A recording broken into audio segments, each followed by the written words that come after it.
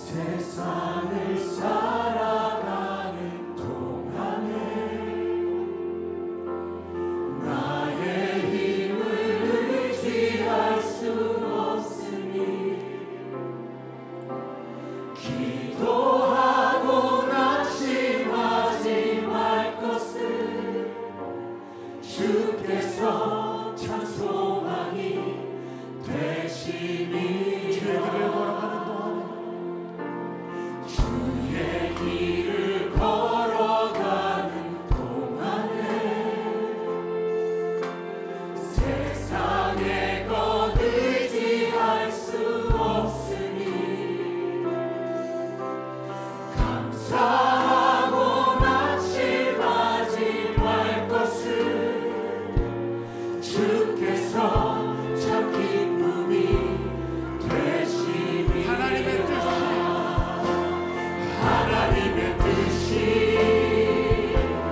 나의 비전이 되고 예수님의 성품이 나의 인격이 되고 성령님의 권능이 나의 능력이 되길 원하고 바라고 다시 한번 간절히 기도하기 원합니다.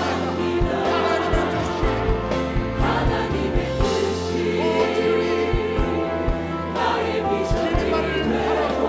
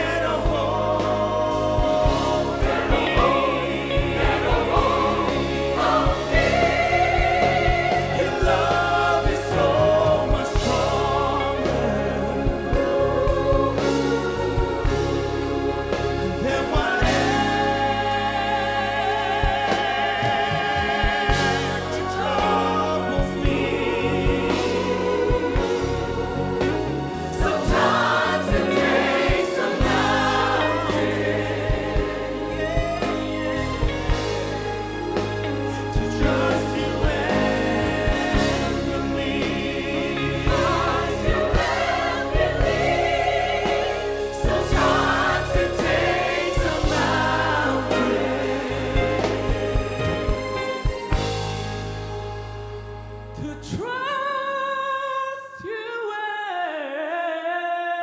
and believe. Oh,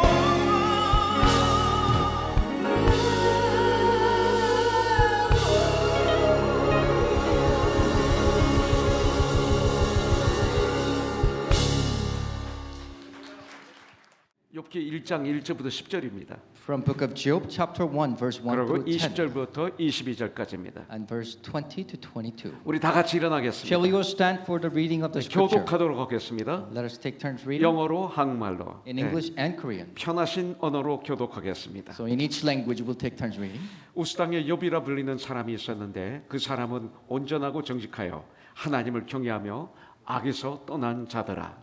그에게 아들 일곱과 딸 셋이 태어나니라.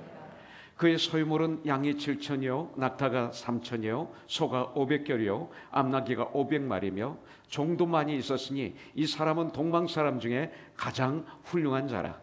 그의 아들들이 자기 생일에 각각 자기의 집에서 잔치를 베푸고 그의 누이 3명도 청하여 함께 먹고 마시더라. 그들이 차례대로 잔치를 끝내면 욥이 그들을 불러다가 성결하게 하되 아침에 일어나서 그들의 명수대로 번제를 드렸으니 이는 욥이 말하기를 혹시 내 아들들이 죄를 범하여 마음으로 하나님을 욕되게 하였을까 함이라. 욥의 행위가 항상 이러하였더라. 하루는 하나님의 아들들이 와서 여호와 앞에 섰고 사탄도 그들 가운데 온지라. 여호와께서 사탄에게 이르시되 내가 어디서 왔느냐. 사탄이 여호와께 대답하여 이르되 땅을 두루돌아 여기저기 다녀왔나이다. 여호와께서 사탄에게 이르시되 내가 내 종 욥을 주의하여 보았느냐. 그와 같이 온전하고 정직하여 하나님을 경외하며 악에서 떠난 자는 세상에 없느니라. 사탄이 여호와께 대답하여 이르되 욥이 어찌 까닭없이 하나님을 경외하리이까. 주께서 그와 그의 집과 그의 모든 소유물을 울타리로 두르신 때문이 아니니까. 주께서 그의 손으로 하는 바를 복되게 하사 그의 소유물이 땅에 떠밀게 하셨음이니라. 20절부터 22절 우리 같이 봉독하겠습니다. 같이 봉독하죠. In unison. 욥이 일어나 겉옷을 찢고 머리털을 밀고 땅에 엎드려 예배하며 이르되 내가 모태에서 알몸으로 나왔은즉 또한 알몸이 그리로 돌아가올지라. 주신 이도 여호와시요 거두신 이도 여호와시오니 여호와의 이름이 찬송을 받으실지다 하고 이 모든 일에 욥이 범죄하지 아니하고 하나님을 향하여 원망하지 아니하니라. 아멘. 자주 말했지만 이 욥은 아들이 7, 딸 3명 있어요. 아주 축복받았어요. 2000년 전, 3000년 전에는 자녀들이 많은 게 축복이었어요. 그들이 경찰이었고 그들이 군대였고 그들이 일꾼이었고 노동자였고 이랬어요. 그 다음에 3절에 보니까 양이 7천이고 낙타가 3,000마리, 그 다음에 소가 500결이, 그 다음에 또 암나귀가 500마리. 아주 굉장해요. 이것을 이스라엘 말하면 양이 7,000마리, 그 다음에 트럭이 3,000대, 그 다음에 트랙터, 농사를 짓는 트랙터가 500대, 그리고 암나귀가 500마리니까 순나귀는 얼마나 많아요? 그 다음에 막 태어나는 나귀들이 얼마나 많아요? 짐을 싣고 가는 그런 차, 종이 아주 많았어요. 동방에서 가장 훌륭한 자라. 주님은 이렇게 칭찬하셨어요. 그 다음에 4절부터 6절을 보니까 욥은 자식에 대한 사랑이 극심했어요. 그들이 생일날마다 온 형제자매들이 모여서 잔치를 벌린다는 얘기는 우리가 잘못하면 나쁘게 볼 수가 있는데 형제자매의 우애가 좋았다, 이렇게 해석해야 돼요. 그 다음에 잔치가 끝나면 혹시 하나님께 범죄했을까 염려하여 자녀들을 다 불러다가 하나님 앞에 속죄제, 번제 이런 걸 드렸다는 거예요. 양을 잡아서 완전히 연기로 올려드리는 번제를 드렸다, 속죄제를 드렸다, 제사를 드렸다, 이렇게 얘기하는 거 보면 믿음으로 자녀들을 양육한 아빠의 모습을 볼 수가 있어요. 이것만 봐도 하나님 칭찬하셨는데 이것만 봐도 벌써 우리는 해결되는 것을 볼 수가 있어요. 그러나 그 세탄의 참소로 결국은 하나님께서 욥을 알기 때문에, 믿기 때문에 또 하나님의 목적이 분명히 있었습니다. 허가한 목적이. 그래서 사탄의 그 강교한 그 참소에 의해서 욥만 건드리지 말고 모든 것을 할 수 있는 권한을 주죠. 2장에 보면 나중에는 욥의 생명만 뺏지 말고 죽기 직전까지 가게 하는 걸 허락하겠다.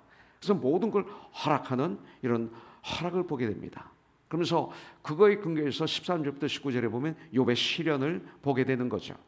그런 엄청난 시련을 당했지만 그 시련에 반응하는 욥의 모습을 통해서 정말로 스트롱한 크리스천들이 재난이, 고난이, 환난이 왔을 때 이것을 어떻게 핸들을 해야 되는가를 우리에게 가르쳐주고 있는 것을 볼 수가 있습니다. 그래서 우리는 첫 번째로 우리가 배워야 될 것은 spiritual life입니다. 나의 영적인 삶, 하나님과 나와의 관계, 이 실적인 관계에서 나는 어떤 삶을 살아야 되는가 써있죠. 1절에도 있고 8절에도 있고 하나님을 경외하는 삶을 살아야 돼. 하나님을 경외하는 삶. 하나님을 경외하는 삶이 뭐예요? 예배드리는 삶. 나중에 1장 마지막에 보니까 그 다음에 전체의 내용을 보면 회개하는 삶. 이게 하나님과 나와의 관계입니다. 하루는 사탄이 욥을 고소하러 왔습니다. 그때 하나님이 사탄에게 뭐라고 그래요? 내 종 욥을 잘 주의하여 봤느냐? 욥을 나의 종이라고 말씀하고 있습니다. 그와 같이 온전하고 정직하여 하나님을 경외하며 악에서 떠난 자는 세상에 없다. 이것은 대단한 칭찬입니다. 이렇게 칭찬하십니다. 그러니까 사탄이 뭐라고 그래? 사탄의 모습입니다. 이 7절에 보니까 여호와께서 사탄에게 이르시되 네가 어디서 왔느냐? 사탄이 여호와께 대답하여 이르되 땅을 두루돌아 여기저기 다녀왔나이다 그랬어요. 사탄은 안정을 못해요. 한 곳에 안정을 못하고 신앙생활 다 안정을 못해요. 우리가 교회를 옮길 수 있어요.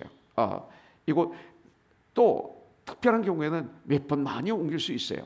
성서적으로. 그러나 이후에 저게 마음에 안 들어서 성경이 아니라 마음에 안 들어서 내가 성장할 수 없어서 옮기는 게 아니라 어떤 말씀이 바로 서 있지 않기 때문에 또 그 교회 너무나 부정이 심하고 그냥 계속 싸우고 재판에 걸려 있으면 안 되죠. 거기 있으면 나도 해결이 안 되죠. 나와야죠.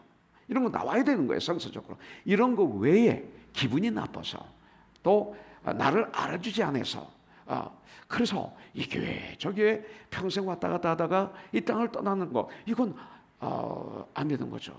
사탄이 이런 삶을 살았기 때문에 안 되는 것입니다. 삶도 마찬가지입니다. 이것이 사탄의 특징입니다. 또 사탄의 특징이 뭐예요? 9절부터 11절에 보니까 인정을 못해요. 사탄은요 오라도 인정을 안 해요.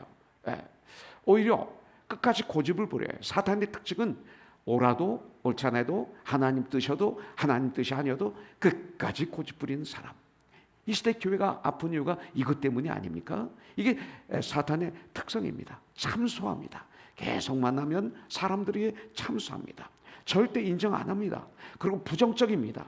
칭찬을 못합니다. 자기 고집을 끝까지 부립니다. 이것이 바로 사탄의 특징이라고 성경은 말하고 있어요. 그러나 사탄은 우리보다 강합니다. 아주 강합니다. 그러나 한계가 있어요. 12절에서 우리에게 가르쳐주고 있죠. 여호와께서 사탄에게 이르시되 내가 그의 소유물을 다 내 손에 맡기노라. 다만 그의 몸에는 내 손을 대지 말지니라. 사탄이 곧 여호와 앞에서 물러가니라. 사탄은 하나님이 허락하신 것 외에는 못하는구나. 이걸 우리는 이 안에 넣어놔야 돼요. 하나님이 허락하시는 것 외에는 못하게 돼 있어요. 제가 자주 얘기하지만 제가 80년대 이스라엘에 갔을 때 그땐 참 내추럴했어요. 목동들이 산에서 양들을 한 80마리, 50마리, 30마리를 칩니다. 그리고 앞에 이렇게 걸어가면 그들이 뒤에 쫙 따라옵니다. 근데 멀리서 보니까 아주 하얀 양들 틈에 까만 양 비슷한 게 있는데 가만히 보니까 염소였어요.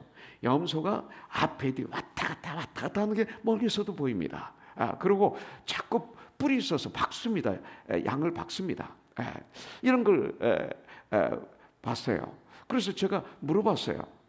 저를 안내하는 히브리 대학에서 공부하고 계시는 그 교수님에게 물어봤더니 양들에게는 꼭 염소가 있어야 된대요. 그래서 양의 특징은 그 근시 아니라 멀리 보지 못한답니다. 그래서 길을 잃어버리면 찾을 수가 없대요. 그래서 양은 오직 할 수 있는 게 아주 슬프게 우는 것. 그래서 그 울음을 듣고 목동이 와서 데려가야 되는 거예요. 우리가 너는 나에게 부르시라 그러면 내가 너에게 응답하리라. 이것처럼 이것이 양의 특징이랍니다. 양은 게을러서 자꾸 옆길로 이렇게 가서 자려고 그런답니다. 이탈하는 양들이 있대요. 근데 이 염소는 뿔이 있어서 그냥 계속 밟는데요. 근데 밟는데 목동 바로 뒤따라가는 염소는 양은 잘 안 밟는데요. 이렇게 무리를 이탈하는 양을 어떻게 알아가지고 쫓아가서 그냥 박아버린다는 거예요. 그러면 양은 깜짝 놀래가지고 다시 음해하면서 목동 옆으로 온다는 거죠. 이것이 또 염소와 양의 특징이라고 그러면서 저한테 그래, 교회에 염소 같은 분이 계실 때 절대 나가게 해달라고 기도하지 마시라고. 나가면 더 강한 염소가 들어온다고. 하나님께서 꼭 그렇게 하셨다고. 여러분도, 저와 여러분들이 염소가 되면 안 되죠. 그러나 있다는 거예요. 주님도 말씀하셨잖아요. 너희 중에 양의 탈을 쓴 이리가 있느니라, 이렇게 말씀하셨잖아요. 여러분들, 그렇다면 왜 사탄이 욥을 그렇게 하도록 그냥 허락하셨을까요? 여러분들, 욥기를 읽고 또 읽은 결과, 여러분들, 단지 사탄에게 하나님이 이기시기 위해서 그랬나요? 아니에요. 그거 절대 아닙니다. 어떻게 하나님을 사탄과 비교를 할 수 있어요? 욥을 위해서 했다. 결론은 그렇게 내릴 수밖에 없어요. 결과적으로 사탄은 우리에게 필요한 존재다. 우리가 이 땅에서 전쟁하는 과정 속에서 우리가 연단되고 강한 군사로 훈련을 받는 과정 속에서 꼭 필요한 존재다. 이렇게 해석할 수가 있는 거예요. 그래서 우리들의 믿음을 성장시키는데, 정같이 다듬는데 사탄은 필요한 존재였구나라고 결론을 저는 내릴 수밖에 없어요.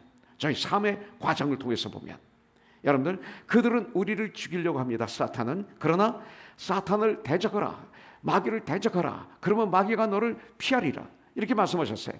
마귀를 대적하면 마귀는 도망가고 우리는 승리하고 성장하는 줄 분명히 믿습니다. 여러분들, 어떤 사람들에게는 고난이 저주입니다. 이 고난 때문에 쓰러져서. 그러나 성도들에게는 고난이 유의될 수 있는 것입니다. 저에게 요 근래 일어나는 일들이 여러분들이 알고 있으니까 저에게 좀 어려움이 왔습니다. 그런데 이 어려움이 저를 웨이크업 시켜주고 더 온전하게 하시고 더 정직하게 하시고 더 하나님을 경외하게 하시고 더 악에서 떠나게 하시는 놀라운 축복을 동시에 제가 누리고 있습니다. 이것은 세상적으로 볼 땐 불행이고 저주처럼 보이지만 저에겐 큰 축복이 됩니다. 이건 놀라운 거죠. 놀라운 거죠. 여러분들, 욥은 하나님과의 관계에서 하나님을 경외할 줄 아는 이런 믿음을 가졌습니다. 과거에도 말씀드렸지만 성도의 4가지 의무가 있죠. 그게 뭡니까? Worship, Word of God, Work, God's Word. 그 다음에 Witness. 이 4가지가 성도의 의무입니다. 예배, 하나님께는 예배, 나에게는 하나님 말씀을 낮과 밤으로 묵상해서 예수 그리스도의 장성을 향해 충만한 데까지 이르고, 우리는 이 땅에서 하나님의 일을 해야 돼요. 시간을 쓰레기처럼 벌면 안 돼요. 그 다음에 사람들을 만날 때는 나는 예수님의 증거자가 돼야 돼요. 나의 언어, 표정, 나의 삶, 모든 걸 통해서 예수님이 드러나는 증거인들이 돼야 되는 거죠. 입술을 통해서 복음을 증거하는 건 당연하지만 하나님과의 관계에서는 예배입니다. 그런데 오늘 1장을 보면 그런 삶 속에서도 욥은 참된 예배의 삶을 살았어요. 저는요, 참 감사한 것은 일주일의 삶 중에 예배를 가장 중요하게 여기고 예배가 저를 살려줍니다. 또 주일이 왔네. 전 그런 마음을 가져본 적이 없어요. 너무 주일이 기다려져요. 하나님께 예배를 올려드리는 것이 너무나 기다려지고 나의 사랑하는 형제 자매들과 함께 예배드리는 게 너무 행복해요. 여기에 아무 이유 없이 빠진 형제 자매들 보면 너무 안타까워요. 우리 같이 예배드려야 되는데, 예배 1년에 50몇 번밖에 못 드리는데, 내 평생에 몇 번 드리겠어 이 주일 예배를. 근데 빠지셨네. 아무 이유도 없이. 안타까워요. 예배가 너무 좋으니까. 여러분들 말씀을 준비할 때는 그 전했던 말씀이라도 꼬박 밤을 새워요. 왜? 매번 전할 때마다 다르니까. 내가 깨어있지 않고 그냥 녹음기처럼 전하면 새로 준비한 거나 과거에 전했던 거나 아무 소용이 없어요. 그런데 밤을 새면서 기도하면서 또 고치고 또 애도하고 또 고치고 또 애도하고 하는 가운데 새로운 하나님 주신 말씀이 되는 걸 나는 알기 때문에, 그때 기름 부어주시기 때문에 그렇게 할 수가 없어요. 할 수밖에 없어요. 그땐 좀 힘들어요, 솔직히. 막 눈꺼풀이, 어제는 막 잠이 막 오는데 견딜 수가 없어요. 그런데 침대에 또 들어가니까 나중에 끝나고 또 잠이 안 와. 이게 나이가 들면 이게 문제예요. 여러분들, 하나님과의 관계에서는 예배인데 욥은 이런 예배 드리는 삶을 우리에게 보여주고 있습니다. 여러분들, 예배는 하나님을 경외하는 사람들만이, 예배는 하나님의 백성들만이 드릴 수 있는 특권입니다. 여러분들, 구원받고 은혜 받으면 예배가 드리고 싶어서 견딜 수가 없어요. 여러분들, 이것이 하나님을 경외하고 경외하는 삶의 증거이기 때문에 그래요. 하나님을 경외하는 삶의 증거가 뭐냐? 진정으로 주님을 예배 드리니까. 이게 뭐예요? 예배보다 더 중요한 것은 크리스찬의 삶이다. 크리스찬의 삶이 예배예요.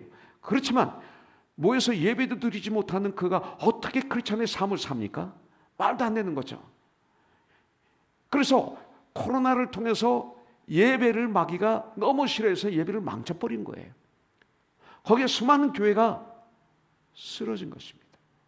하나님의 예배를 너무나 원하시는데 예배를 파괴시키기 위해서 별짓을 다는데 깨어있지 못한 교회들은 여기에 펑펑 나가 떨어졌어요. 욥은 어려우면 어려울수록 더욱 주님과 가까워졌어요. 이게 욥의 특징이에요. 20절에 보니까 욥이 일어나 겉옷을 찢고, 지난주에도 말씀드렸죠. 겉옷을 찢는다. 마음을 찢고 회개하고 이 소리예요. 그 다음에 머리털을 밀고 또 얘기합니다.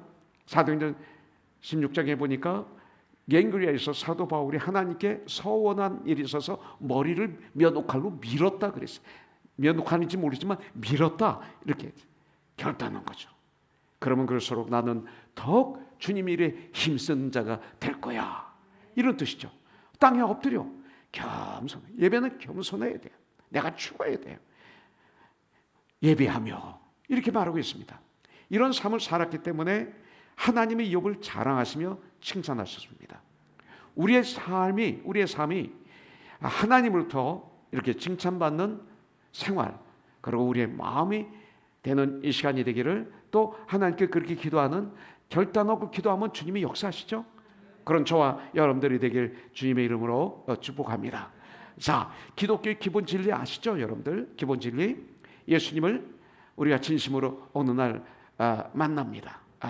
만나서 예수님을 만나고 예수님과 대화하면 이게 뭐예요? 말씀을 이제 듣고 배우고 읽고 그러면 이 소리예요. 그러면 주님을 알게 되죠, 우리가. 그리고 그때 제일 먼저 일어나는 현상이 뭐예요? 우리가 예수님을 만나면 예수님의 삶, 예수님의 말씀, 예수님의 마음을 보면 그때서야 내가 얼마나 더러운 인간인가가 다 드러납니다. 내가 사람들하고 이렇게 비교했기 때문에 나는 착해, 나는 의로워 이렇게 얘기했는데, 하나님이신 예수님에게 나를 비춰보니까 머리부터 발까지 정말 죄악으로 더덕더덕한 것을 발견하게 되고 알게 됩니다. 그러면서 하나님이 얼마나 나를 사랑하시는지, 이게 바로 2000년 전에 우리 예수님께서 인간의 몸을 입고 이 땅에 오시고 나의 죄를 다 짊어지시고 십자가에서, 그리고 피를 흘리시고 물을 쏟으시고 야유를 받으시고 채찍질을 당하시고 모욕을 당하시고 내 대신 하나님이신 그분이 그러고 죽어주신 사실, 이게 내 마음에 어느 날 확 와닿으면 견딜 수 없는 감사의 눈물, 그리고 회개의 통곡이 일어나게 되죠. 그래서 겸손하게 내가 진 모든 죄를 철저하게 진실로 회개하는 거죠. 그렇게 나를 감추던, 꽁꽁 감추던 내가 나를 막 다 털어내면서 나는 죄인입니다. 나는 죄인, 이런 죄를 졌고 이런 죄를 졌고 하나님 앞에 통곡하며 자복하며 콧물 흘리며 이렇게 외칩니다. 이게 회개죠. 그러면 주님의 사랑으로, 이게 뭐예요? 주님이 죽으시면서 흘리신 보혈의 피, 주님의 생명으로, 주님의 사랑으로, 보혈의 피로 깨끗하게 죄짐을 받고, 그 다음 우리는 예수 그리스도를 내 마음속에 나의 주인으로, 나의 구원자로 영접하고, 이제는 내가 주인이 아니라 주님이 나의 주인이시고 주님이 나의 하나님이시고 주님이 나의 구원자이십니다. 입으로 시인하는 순간 하나님의 자녀가 되는 거죠. 로마서 10장에 보니까 네가 마음으로 믿어 의에 이르고 입으로 시인하여 구원에 이르느니라가 바로 이런 뜻이죠. 그러면 그 순간 나의 이름이 천국 생명국에 예수 그리스도의 보혈 피로 쫙 기록이 되는 거예요. 성령으로 인침받는 거예요.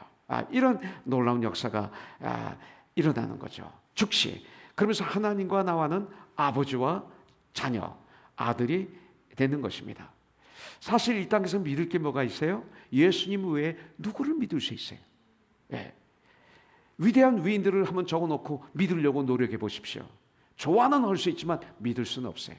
내가 나를 믿을 수 있어요? 난 나를 못 믿어요. 어느 누구도 믿을 수 없는 게 이 세상인데, 오직 믿을 수 있는 분, 역사적으로 책을 통해서, 성경을 통해서, 그래서 세상 사람들도 예수님을 성인이라고 인정하는 거죠. 그 다음부터 하나님과 이 펠로십, 이 친교를 갖기 시작합니다. 그러나 이 친교는 내가 죄를 짓는 순간 흔들리고 broken, 깨집니다.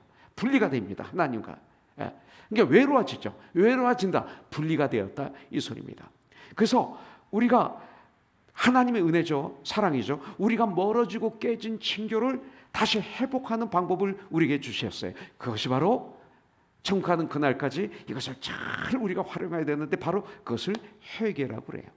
진정한 회개를 통해서 내 삶을 정리할 때 하나님과 나와의 관계가 다시 회복이 되는 거예요. 회복이 되는 거예요. 그래서 본문의 욥은 하나님을 경외하고 하나님을 경배하고 하나님을 두려워하는 자로 악을, 죄악을 떠난 자라고 성경은 말하고 있어요. 욥은 완벽한 자다, 이 소리가 아니에요. 욥은 하나님과의 관계가 그렇게 깨끗했다, 회개의 삶을 살았다, 이 소리입니다. 하나님을 경배했다. 그리고 하나님을 두려워하는 자로 여겼다. 그리고 죄악을 떠난 사람이었다. 회개하는 사람이었다. 회개를 절제 못하는 분들이 있어요. 그것은 제가 실수했습니다. 형제님, 내가 잘못했습니다. 회개는 하나님께만 하는 게 아니라 사람들의 관계에서 문제가 있을 때는 그분에게 찾아가야죠. 그래서 70번에 7번이라도 회개하면 용서해 줘라, 이렇게 말씀하셨어요. 제가 아는 형제가 친구로부터 상처를 받았는데 나는 용서했습니다. 그래서 통화를 하게 됐어요. 근데 용서했는데 피스풀해요? 행복해요? 그분을 봐도 아주 막힌 담이 없어요. 그랬더니 그게 아니던데요. 그거야. 이게 뭐냐면, 그런 말 하지 마. 그거 이제 성경을 모르는 사람들이 하는 말이에요. 뭐라고 하냐면 꼭 사도행전 2장 38절과 같은 거야. 우리가 어떻게 하면 구원을 받을 수 있습니까? 하나님과 회복될 수 있습니까? 에덴 동산의 환영금이 무너져서 회복될 수 있습니까? 그럴 때 회개하고 예수 그리스도의 이름으로 침례를 받고 죄 용서함을 받으라. 그리하면 성령을 선물로 받으리라. 그래서요, 회개해야만이 하나님과의 관계가 회복이 될 수 있는 거예요. 회개하지 않으면 회복이 안 돼요. 그와 마찬가지로 사람들의 관계도 회개해야 돼요, 서로들. 그래서 회복이 되는 거예요. 회개하면 너에게 용서를 빌면 70번에 7번까지 용서해. 그러면서 관계가 더 깨지는 거예요. 이것을 우리가 할 수 있어야 되는 것입니다. 바로 하나님이 욥을 그래서 칭찬하신 거예요. 오늘 이 시간 28주년을 맞이해서 앞으로 천국 가는 그날까지 나는 참된 회개의 삶을 살겠다, 이런 결정을 하는 복 있는 복 있는 결정을 한다면, 지금 여러분들은 하나님을 경외하는 예배를 드리는 거예요. 하나님을 경외하는 삶이 뭐예요? 그렇다면 회개하는 삶이에요. 하나님을 경외하는 삶이 뭐예요? 매 순간 주님을 인정하는 삶을 하나님을 경외하는 삶이라고 그래요. 우리들 사람들에게, 여러분들 신앙생활 평가받는 거 중요해요. 그러나 지금 이 시간 하나님이 나를 보신다면 나에게 뭐라고 말씀하실까? 두 가지 중 하나일 겁니다. 오늘 욥에게 주신 말씀 그대로 8절 네가 내 종 욥을 주의해야 해서 받느냐 그와 같이 온전하고 정직하여 하나님을 경외하며 악에서 떠난 자는 세상에 없느니라. 이런 칭찬을 들 분이 이 자리에 계세요. 동시에 여러분들 마태복음 23장 27절에 보면 바리새인들과 서기관들을 책망하는 말씀이 나와요. 화 있을 진저 외식하는 자들아, 두 마음이죠. 겉과 속의 다른 사람들, 서기관들과 바리새인들이요. 회칠한 무덤 같으니 겉으로는 아름다워요. 회칠한 무덤은 속은 썩은 뼈가 가득해요. 겉으로는 아름답게 보이나 그 안에는 죽은 사람의 뼈와 모든 더러운 것이 가득하도다 그랬어요. 우리가 참 그리스도인, 진정한 그리스도인이 되기를 원한다면 하나님과 나와 관계를 올바로 정립하는 이 시간이 되기를 주님의 이름으로 축복합니다. 가장 튼튼하게 하십시오. 그 다음에 두 번째로 이 수평입니다. 소셜 라이프입니다. 나의 사회생활을 봐야 돼요. 욥의 대인관계죠. 대인관계. 이 대인관계에 정직해야 돼. 정직해야 돼. 성도들에게는 섬김의 삶을 살아야 돼. 성김을 받으려고 그러면 시험 들어요. 섬기는 거예요. 예수님처럼. 그리고 믿지 않은 자들에게는 그리스도의 향기를 풍기면서 편지가 되어서 그래서 그들에게 주님의 사랑을 전해야 되는 거예요. 전도하는 삶을 살아야 돼요. 이것이 바로 소셜 라이프에 내가 살아야 되는 삶입니다. 여러분들 하나님이 욥이 사회생활을 하시는 걸 보시다가 칭찬하셨어요. 8절에 이렇게 칭찬하셨는데 거기에 온전하고 있어요. blameless 그랬어요. 여러분들 세상에 없다라고 말씀하고 있어요. 욥은 하나님과의 관계도 아주 건강했지만 사회생활, 소셜 라이프도 아주 건강했어요. 저와 여러분들의 소셜 라이프가 어떻습니까? 건강합니까? 자꾸 나도 모르게 이용하는 것이 습관화되어 있습니까? 아부하는 것이 습관화되어 있습니까? 나에게 유익을 줄 사람은 자석처럼 거기에 달라붙습니까? 건강하지 않은 분이에요. 아까도 말했죠. 믿을 분은 하나님이에요.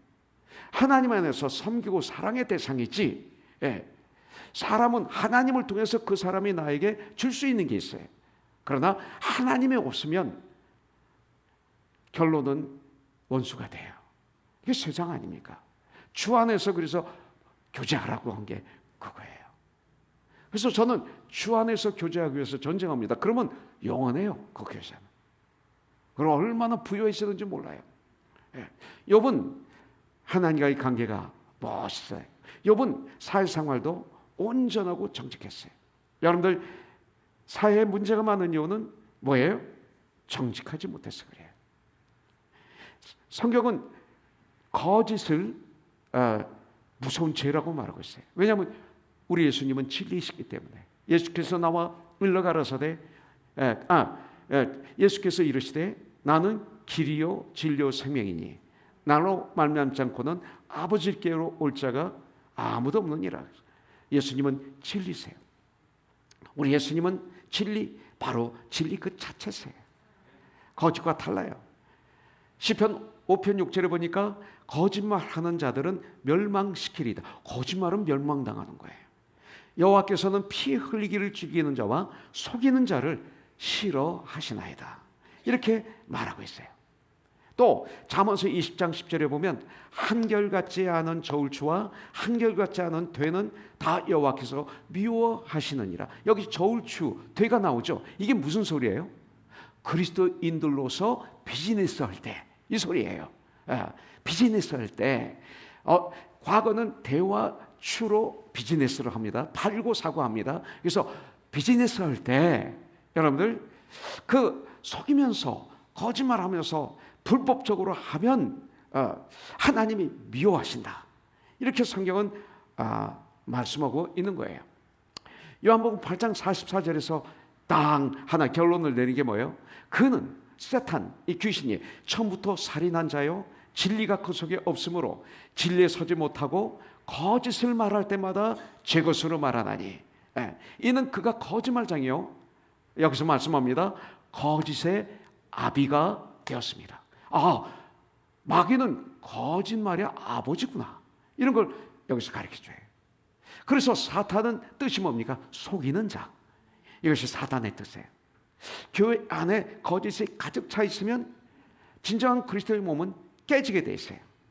그렇기 때문에 사도행전에 보면 초대교회가 나오는데 이 초대교회의 최초의 아픔이 사도행전 5장의 아나니와 삽비라의 시기 질투에 의해서 한 바나바가 칭찬을 들으니까 시기 질투해서 자기도 모르게 약속을 하는 거예요. 땅을 팔겠다고. 그래서 하나님께 드리겠다고. 이거에 근거해서 팔았는데 보니까 아까운 거예요. 그래서 땅에 파묻은 거예요.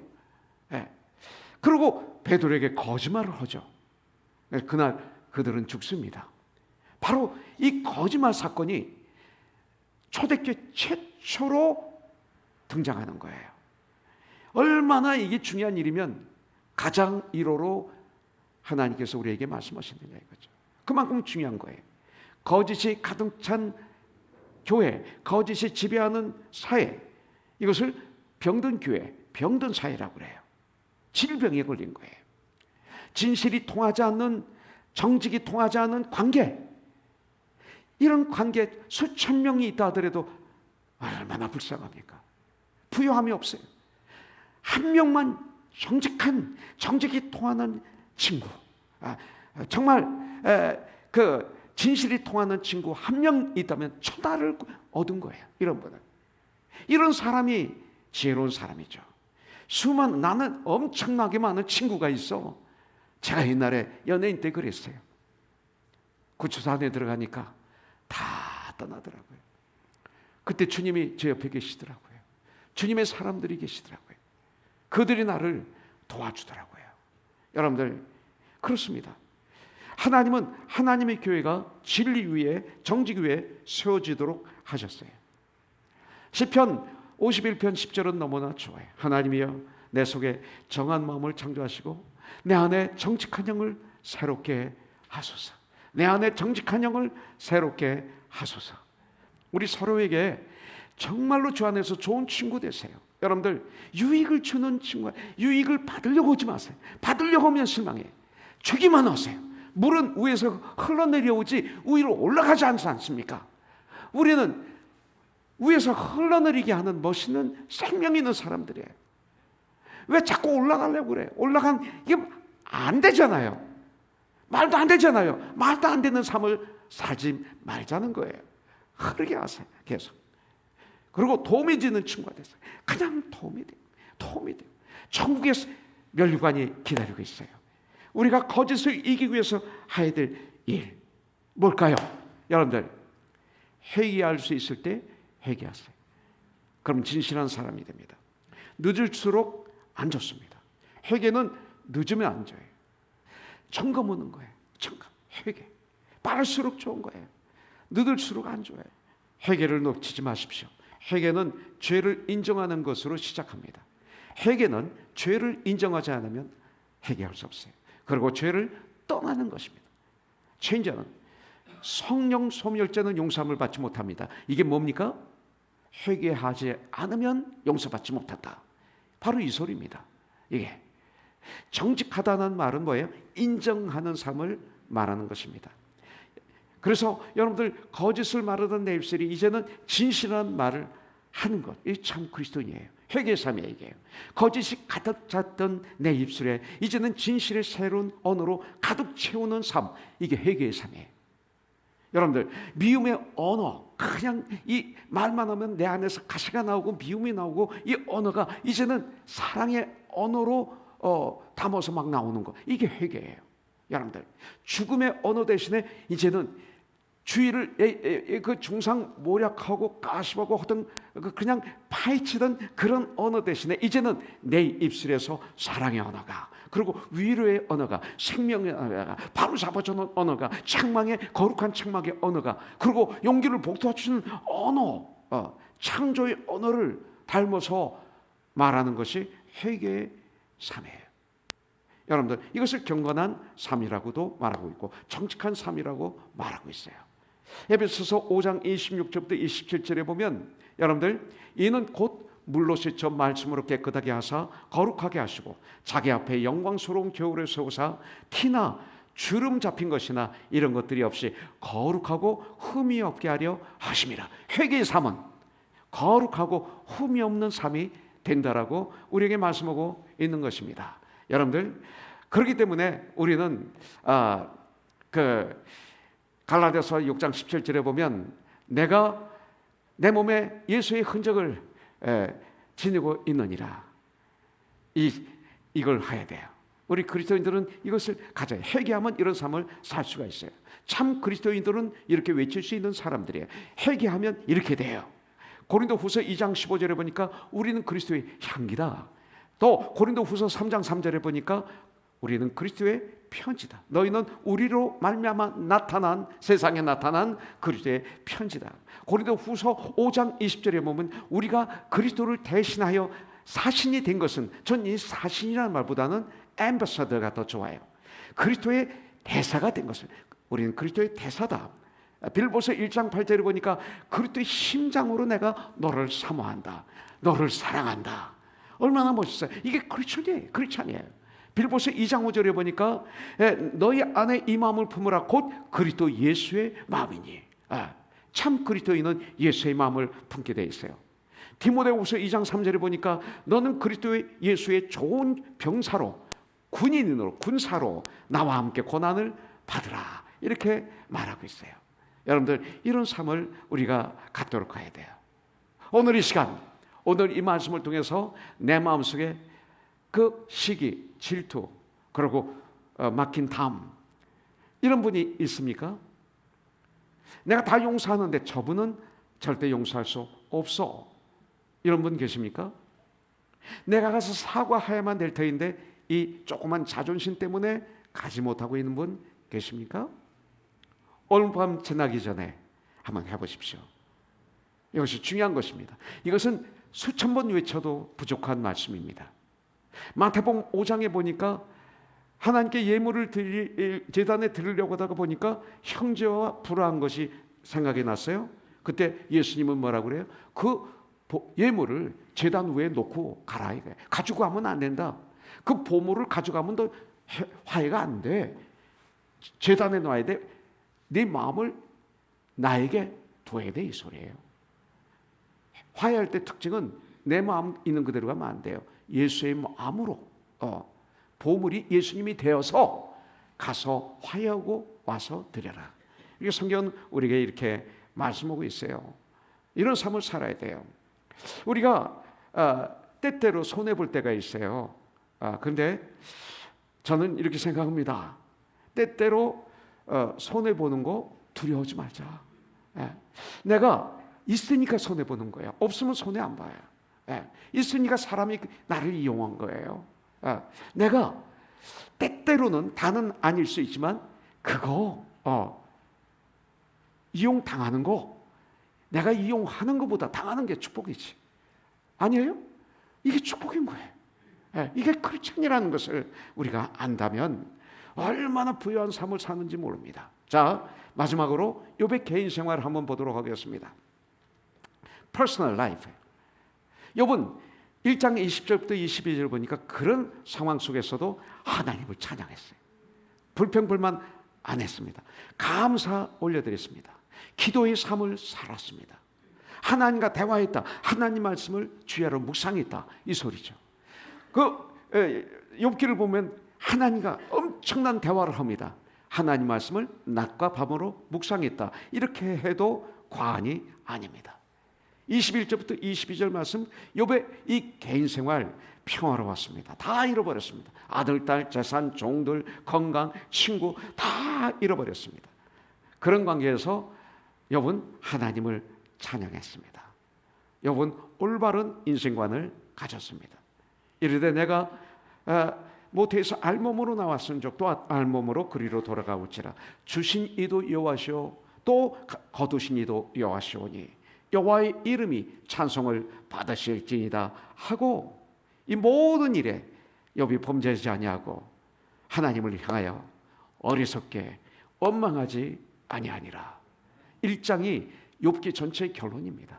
사실은 이 정도 되면 나는 저주, 욕, 불평, 좌절, 절망, 자살 그러나 하나님을 찬양하는 전쟁을 하십시오. 우리는 분명히 할 수 있습니다. 성령께서 하라고 하신 것은 할 수 있어요. 하지 못할 때는 성령님이 도와주시려고 기다리고 계십니다. 그래서 승리하게 하십니다. 하나님의 마음이 움직이면 하나님의 손이 움직입니다. 하나님의 손이 움직이면 그럼 축복이 나오는 거예요. 네. 축복을 주시옵소서 손만 움직이려고 하지 마세요. 그러면 발람 선지자가 나귀에게 모욕을 당하는 이런 불행한 사람이 됩니다. 하나님의 마음이 움직이면 놀라운 역사가 일어나서 욥기 42장에 보면 2배의 축복을 받는 욥처럼 우리의 삶은 그런 부유한 삶으로 우리가 이 땅을 마무리하게 될 줄 믿습니다. 자, 하나만 말씀드리고 끝내겠습니다. 그렇다면 축복받는 비결이 뭘까요? 하나님 마음에 들게 이쁜 짓만 하면 돼. 이쁜 짓. 나가 아니라 좀 주님의 눈으로 주위를 보면서 축복하고 위로하고 격려하고 축하하고, 그리고 갈 수 있으면 가고, 보낼 수 있으면 텍스트 메시지 보내고, 돈이 좀 있으면 손에 쥐어주고, 그리고 이런 삶, 남들에게 얘기해서는 나는 안 쥐어주고 다른 사람이 쥐어주게 하는 거 말고 내가 목사지만 그럼 나는 없어도 부자고 있어도 부자가 되는 거예요. 그럼 분명히 우리 주님은 너 내 종 샘계를 보았느냐, 그와 같이 온전하고 정직하여 하나님을 경외하며 악에서 떠난 자는 세상에 없느니라 칭찬하신 줄 믿습니다.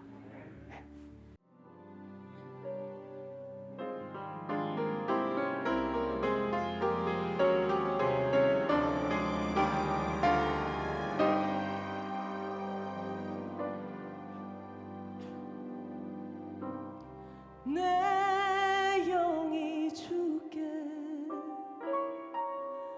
감사해. 수많은 축복의 날들 한없이 주신 사랑 주의 인자하시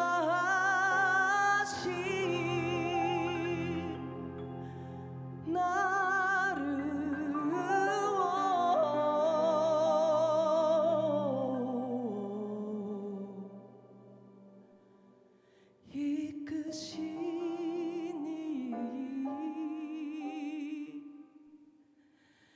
이것이